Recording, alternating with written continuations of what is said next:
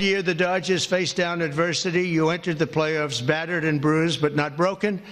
When you ran out the healthy arms, you ran out of really healthy. They had great arms, but they ran out. It's called sports. It's called baseball in particular, and pitchers, I guess you could say, in really particular. This is what the LA Dodgers signed up for when visiting the White House. The conversation thereafter turned to Dodger great Jackie Robinson, and for good reason. It's funny, people come from all over, the biggest people, the richest people, the most powerful people, and they come and they go into the Oval Office and they just stare. Oh, wow. They went to visit a man who gloated over his office space. Also want to recognize Secretary of Agriculture. We have some great people, Brooke Rollins, who, you know, when I came to office, they said the eggs are gone through the roof. Eggs. I said, what the hell are they talking about? I was there for 4 days and they were blaming me for eggs, and they've gone up like 6 times or something, some record number. You couldn't get them. They visited a man who brought up egg prices, which are still high. And others. We have a couple of senators here. I just don't particularly like them, so I won't introduce.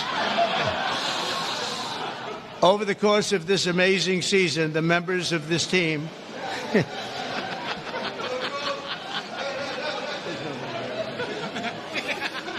he intentionally did not mention fellow politicians because they don't align with him.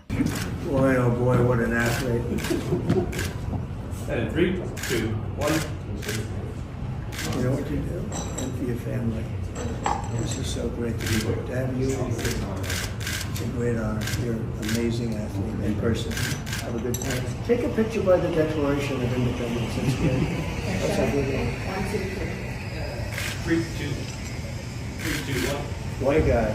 Thank you. The Dodgers would help manufacture consent for an authoritarian 1x1, from Clayton Kershaw shaking Trump's hand and yucking it up, to Max Muncy, manager Dave Roberts, star Shohei Ohtani. The hits just kept on coming. Independent outlet LA Taco would feature Kershaw giving Trump a jersey with his name and presidential number, with a headline from Danny Feingold. This is the focus of our piece today. Hey guys, quick break in the action. I have a new show coming out called The Rick Strom Show. It is going to be awesome. I'm interviewing musicians, athletes, producers, writers, journalists, authors, sports doctors. Go check it out at youtube.com/@TheRickStromShow. Also be sure to throw me a follow on Instagram, Threads, Blue Sky. It can all be found in the description box below. Thank you. Let's start here. Yesterday, an article highlighting the military service of Baseball Hall of Famer Jackie Robinson was removed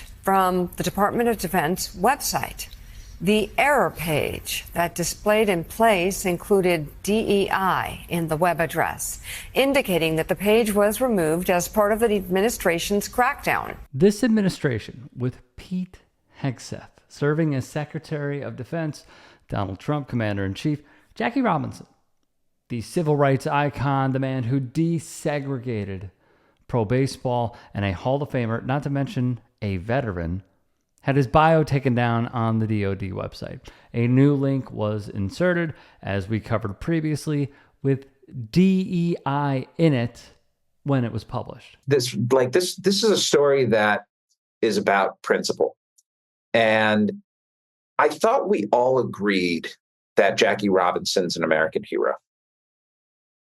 I thought that was a settled point, and not somebody who needs to be used for political reasons, not somebody whose legacy needs to be diminished in any way because our current president has a particular perspective on diversity, equity, and inclusion. Like, I understand, like, both sides of the DEI argument have gotten so nasty and so unfortunate, and to see it used as a cudgel the way it is, and to see Jackie Robinson be brought into it. Jackie Robinson is like the foremost example of why inclusion is a good thing.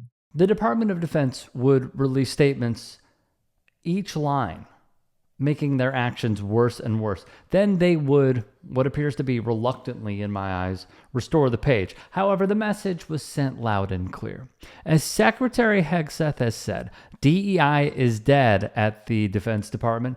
Discriminatory equity ideology, they would write, a form of woke cultural Marxism that has no place in our military. It divides the force, erodes unit cohesion, and interferes with the service's core war-fighting mission. Bradford William Davis followed that up with this.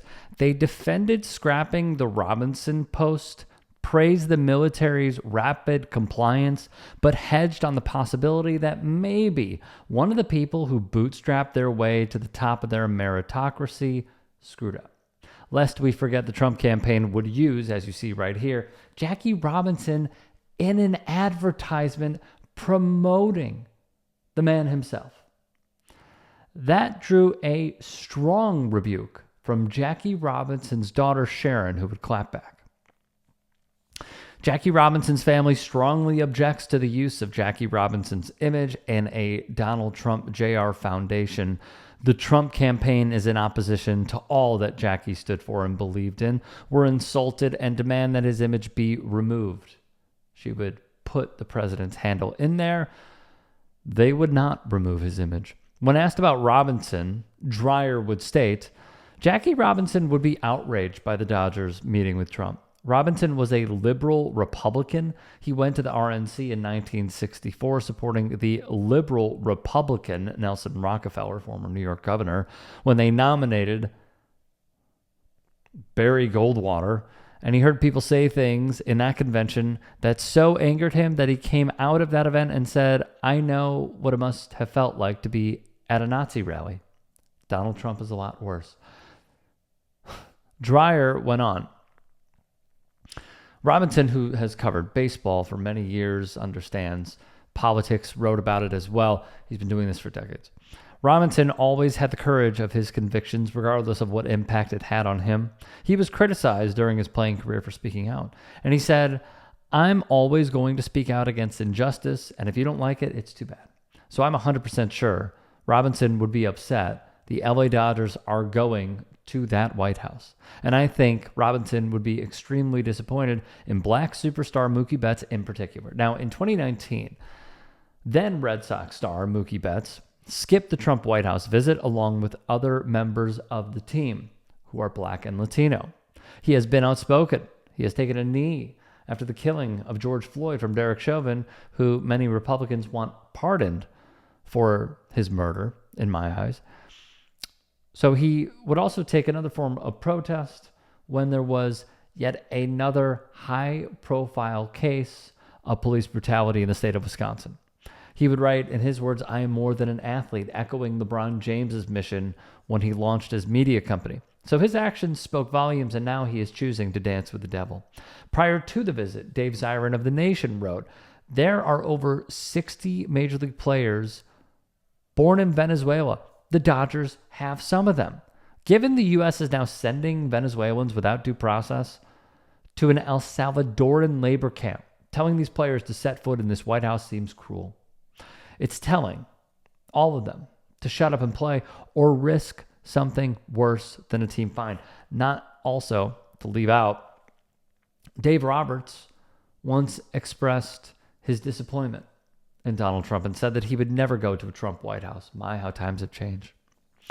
Via Zirin once more, this country is being run into the ground by an addled, narcissistic autocrat who takes a special pleasure in seeing former opponents break. He is smirking at you, Mark Walters, owner of the Dodgers, because he doesn't have to apologize for anything. In fact, your presence is an apology to him. If the team visits the White House, which it did, you will become part of stories that will tell about Trump's desecration of Robinson's memory.